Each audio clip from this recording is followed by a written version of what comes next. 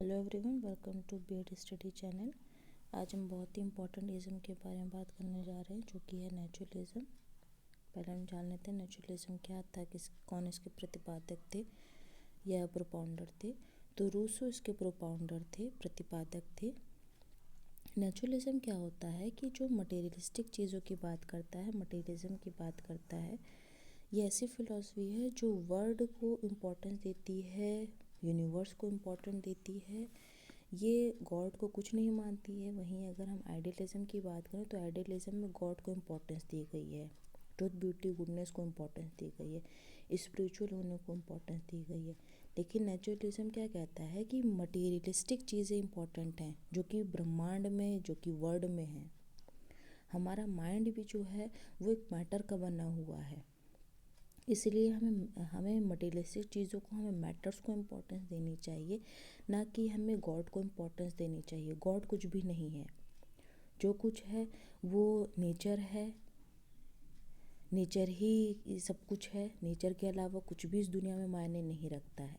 Naturalism ये कहता है हमें स्पिरिचुअल बनने से कुछ नहीं हासिल होगा। हम नेचर को जब जानेंगे, जब हम मैटर के एग्जिस्टेंस को जान पाएंगे, तभी हम फ्री हो पाएंगे, तभी हमें फ्रीडम मिल पाएगी, तभी हमारा डेवलपमेंट हो पाएगा। नेचुरलिज्म ये कहता है। इसके प्रतिपादक रूसो थे। अगर हम इसके फॉर्म्स की बात करें कि फॉर्म्स नेचुरलिज्म की क्या होती हैं, तो यहाँ पे 3 पॉइंट्स लिखे हुए हैं इम्पोर्टेंस। ये 3 फॉर्म्स होती हैं: physical naturalism, mechanical, biological. Physical क्या होता है कि फ़िज़िकल नेचुरलिज्म इस बात की स्टडी करता है, या ये हमें बताता है कि जो एक्सटर्नल वर्ल्ड है उसमें हमें वही मैटर वहीं पे प्रेजेंट रहता है और उसी को ही हमें स्टडी करना है। हमें उसी से एक्सपीरियंस मिलेगा, हमें उससे मटेरियल ऑब्जेक्ट्स मिल पाएंगे, हमें नेचुरल लॉस के बारे में मिल पाएगा, जानकारी हासिल हो पाएगी। इससे हमें फ़िज़िकल साइंस के बारे में पता चल पाएगा।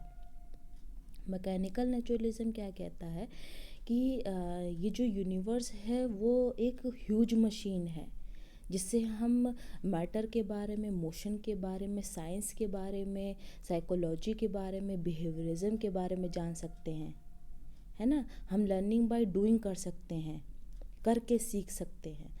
बायोलॉजिकल, वहीं हमारा नेचुरलिज्म क्या कहता है कि हमें थ्योरी ऑफ इवोल्यूशन पे ध्यान देना है। भाई, जब हम मैटर को प्रेफरेंस दे रहे हैं तो हम करके सीखें, लर्निंग बाय डूइंग करें, स्ट्रगल करें, सर्वाइवल ऑफ द फिटेस्ट, जैसे कि डार्विन ने भी कहा था, सर्वाइवल ऑफ द फिटेस्ट को हम फॉलो करें, इन्वायरमेंट के एडेप्टेशन को हम फॉलो कर पाएँ। तो ये हमारा बायोलॉजिकल नेचुरलिज्म होता है। इसमें प्रिंसिपल्स क्या क्या इंपॉर्टेंट प्रिंसिपल दिए गए हैं कुछ, जैसे कि यहाँ पे कहा गया है universe is a huge machine, और जो मानव है, जो मैन है, वो इस ह्यूज मशीन का हिस्सा है। तो उसी की वजह से, मैन की वजह से, या फिर यूनिवर्स की वजह से, ये जो हमारी मटेरियलिस्टिक यूनिवर्स है ये कंप्लीट हो पाता है। Man is a supreme creator. Man जो है वो, नेचर ने मैन को एक सुप्रीम क्रिएशन के तौर पे बनाया हुआ है। क्यों बनाया है? क्योंकि वो सुपीरियर मोस्ट एनिमल है, वो सुप्रीम है ना। तो वो उसका ही माइंड है, उसके ही थॉट्स हैं, उसके वैल्यूज़ हैं, जो कि वो नेचर से सीखता है और खुद का डेवलपमेंट कर पाता है। ठीक। The present life is the real life. भाई, जो हमारे यहाँ चीज़ें प्रेजेंट में हैं वही रियल लाइफ हैं। ये नहीं है कि हमें अगले जन्म हमारा होगा, हम गॉड के पास जाएंगे, हमें हेल या हेवन मिलेगी, ये कुछ नहीं मायने रखता है। हम जो जी रहे हैं, जो हमारी प्रेजेंट लाइफ है, वो मायने रखती है। The ultimate reality is of matter, God, soul, mind are illusions. फिर वही बात कही गई है कि जो अल्टीमेट रियलिटी है, जो हम देखते हैं, वही सच है, वही मैटर है। ठीक है। जो यूनिवर्स में चल रहा है, जो यूनिवर्स में हो रहा है, जो नेचर कर रही है, जो प्रकृति कर रही है, वही रियल है। गॉड कुछ नहीं है, गॉड से कुछ नहीं होता है, गॉड है ही नहीं, हम गॉड को मानते ही नहीं है। नेचुरलिज्म ये कहता है God, soul, mind are illusion. वो कुछ भी नहीं है, वो सिर्फ एक मतलब इल्यूजन है। वो प्रेयर्स, वैल्यूज़, मॉरल्स, इनको नहीं मानना चाहिए, हमें रियलिटी को एक्सेप्ट करना चाहिए, जो कुछ भी है रियलिटी है, सच्चाई है। Thoughts depend on physical circumstances, जो हमारे फिजिकल सर्कमस्टेंसेस होते हैं उसी के अकॉर्डिंग हमारे विचार चेंज होते रहते हैं। हम जो देख रहे हैं, जो हम सोच रहे हैं, जो हमारे सामने प्रेजेंट है, एट अ टाइम प्रेजेंट है चीज़, उसी को लेकर के अगर हम चलते हैं तो हमारे उस सिचुएशंस में, उन कंडीशंस में हमारे जो विचार होते हैं वो चेंज होते रहते हैं। नेचुरलिज्म इन एजुकेशन की अगर हम बात करें कि प्रकृतिवाद का एजुकेशन में क्या महत्व है, तो यहाँ पर फिज़िकल नेचर, जिसको एक्सटर्नल कहा जा सकता है, और नेचर और साइकोलॉजी ऑफ चाइल्ड, जिसको इंटरनल हम कह सकते हैं। तो यहाँ पे फिज़िकल नेचर से क्या मतलब है कि चाइल्ड जो एक्सटर्नल चीज़ें सीखता है, जो वर्ड से सीखता है, नेचर से सीखता है, वो उसमें पोटेंशियलिटीज़ डेवलप होती हैं, कैपेसिटीज़ डेवलप होती हैं, ठीक है। कोऑपरेट हो पाता है, वो खुद को कोऑपरेट कर पाता है, नेचुरल उसका डेवलपमेंट होता है। वहीं नेचर और साइकोलॉजी ऑफ चाइल्ड, अगर हम बच्चे की साइकोलॉजी को, उसके माइंड को अच्छी तरीके से समझ पाते तो हम उसका डेवलपमेंट कर पाते हैं। अगर हम naturalism and AIIMS and in education की बात करें कि नेचुरलिज्म के क्या क्या लक्ष्य हैं शिक्षा में, तो यहाँ पे कुछ इम्पोर्टेंट पॉइंट्स दिए गए हुए हैं। To perfect the human machine, जैसे कि पहले भी कहा गया कि ये जो यूनिवर्स है वो ह्यूज मशीन है, उसका एक पार्ट है हमारा ह्यूमन, क्योंकि ह्यूमन ही वो कर सकता है कि अपने माइंड से, अपने माइंड से अपना खुद का डेवलपमेंट करेगा, जिससे कि वो इस ह्यूज मशीन का भी डेवलपमेंट कर पाएगा, इस यूनिवर्स का भी डेवलपमेंट कर पाएगा। जब भाई वो खुद की तरक्की कर रहा है, वो कोई साइंस से रिलेटेड या फिर कोई किसी और से मैथमेटिक्स से रिलेटेड लॉज, रूल्स रेगुलेशन निकाल पा रहा है, तो वो उससे भाई साइंटिफिक डेवलपमेंट हो रहा है, तो वो यूनिवर्स का भी डेवलपमेंट होगा, वही चीज़ फिर यूनिवर्स में फॉलो की जाएगी। अडेप्टेशन टू इन्वायरमेंट, अगर हम अडेप्टेशन इन्वायरमेंट की बात करें तो जैसे कि डार्विन ने कहा था कि सर्वाइवल ऑफ द फिटेस्ट, मतलब कि वही ज़िंदा रह पाएगा जो सर्वाइव उसमें कर पा रहा है, जो फिट है, ठीक। तो यही यहाँ पर ये बात की गई है कि इन्वायरमेंट के अकॉर्डिंग हमको खुद को अडेप्ट करना है, जो वातावरण कह रहा है, जो नेचर कह रही है, उसी के अकॉर्डिंग हमें खुद का डेवलपमेंट कर पाना है, खुद खुद को चला पाना है। नेचुरल डेवलपमेंट, हमें नेचर के अकॉर्डिंग खुद को डेवलप करना है। ऑटोनॉमस डेवलपमेंट, अगर यहाँ पे हम ऑटोनॉमस की बात करें तो स्वयं का विकास हम कर पाएँ, सेल्फ एक्वायर्ड हो पाए, स्वयं को अर्जित कर पाए, ठीक है। अगर हम ऑटोनॉमस हम डेवलपमेंट करेंगे, हम फ्री रहेंगे, फ्रीडम हमें इजीली मिल पाएगी, हम हेल और हेवन में ही नहीं बिजी रहेंगे, हम गॉड के प्रेयर में, मॉरल वैल्यूज़ में ही नहीं रहेंगे, हम दुनियावी चीज़ों को जान पाएंगे, तो इससे हमारा हमें हमारा खुद का डेवलपमेंट होगा, खुद को जान पाएंगे, ठीक है। अगर नेचुरलिज्म एंड करिकुलम की बात की जाए, नेचुरलिज्म करिकुलम पाठ्यक्रम क्या होना चाहिए, तो इसमें यह कहा गया है कि यहाँ पे सब्जेक्ट्स लेने चाहिए, हमें स्पेसिफिक सब्जेक्ट्स लेने चाहिए, इंपॉर्टेंट सब्जेक्ट्स को इंक्लूड कराना चाहिए।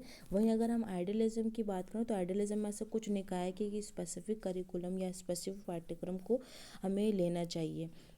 इन्होंने बहुत ही इम्पोर्टेंट्स सब्जेक्ट्स को कहा है, जैसे कि साइंस है, फिज़िक्स है, नेचर स्टडीज़ है, लैंग्वेज हिस्ट्री है, ज्योग्राफी है और बायोलॉजी है। इन सभी सब्जेक्ट्स को अगर हम अपने करिकुलम में डेवलप करेंगे तो जो हमारे स्टूडेंट हैं उसमें इनबॉर्न टेंडेंसीज़ और natural activities, individual differences develop होंगे, उसका मेंटल डेवलपमेंट हो पाएगा बच्चे का हमारा अच्छी तरीके से।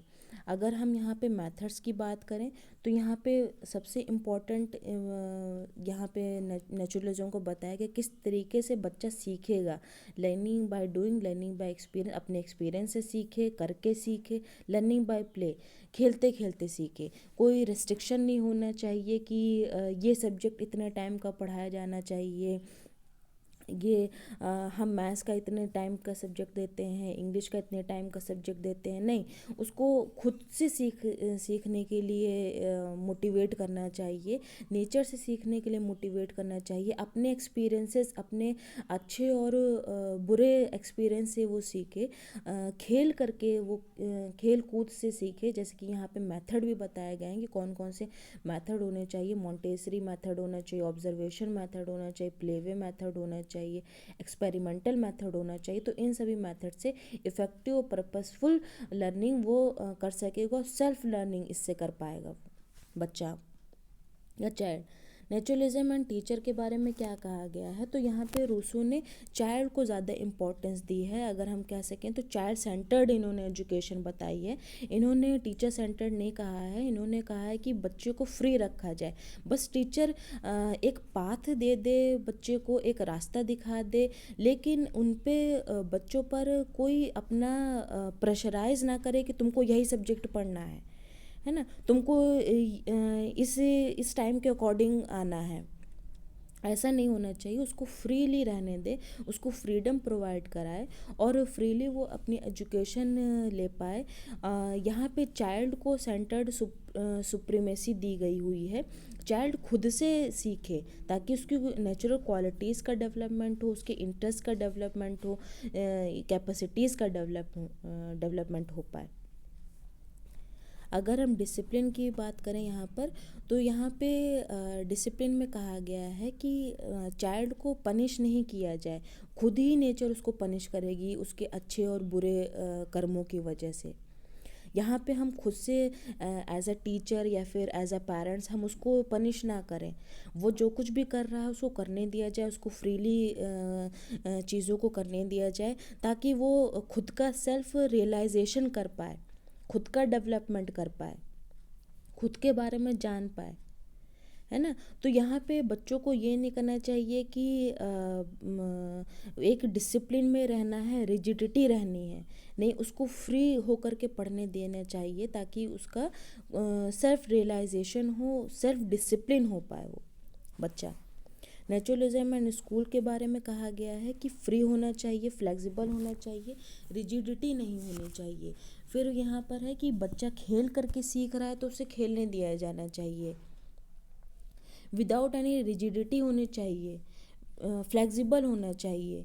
यही नहीं है कि कड़े सख्त कानून बना दिए गए हैं स्कूल में कि आपको इतने टाइम आना है, ये आपका लंच टाइम है, आपको को करिकुलर एक्टिविटीज़ में इतने टाइम जाना है, 3 बजे का टाइम है तो आपको 3 बजे ही जाना है को करिकुलर एक्टिविटीज़ में। नहीं, ऐसा नहीं है। उसको अगर उसका खेलने का मन है तो उसको खेलने दिया जाना चाहिए, अगर उसका पढ़ने का मन है तब उसे पढ़ने को कहा जाए, तब वो खुद पढ़े, बिल्कुल फ्री होकर के वो पढ़े, उसको बिल्कुल आज़ादी प्रोवाइड की जानी चाहिए। तो यहाँ पे कोई रिजिडिटी नहीं होनी चाहिए ताकि वो अपने सेल्फ डिसिप्लिन हो सके, सेल्फ मोटिवेट हो सके और उसका सेल्फ डेवलपमेंट हो सके। तो यहाँ पे हमारे नेचुरलिज्म के ये इंपॉर्टेंट पॉइंट्स थे। ये हमारा वीडियो यहीं पे फिनिश होता है। अगर आपको कोई भी दिक्कत इससे रिलेटेड आती है, कोई भी प्रॉब्लम आती है, तो आप कमेंट सेक्शन में पूछ सकते हैं। Thank you.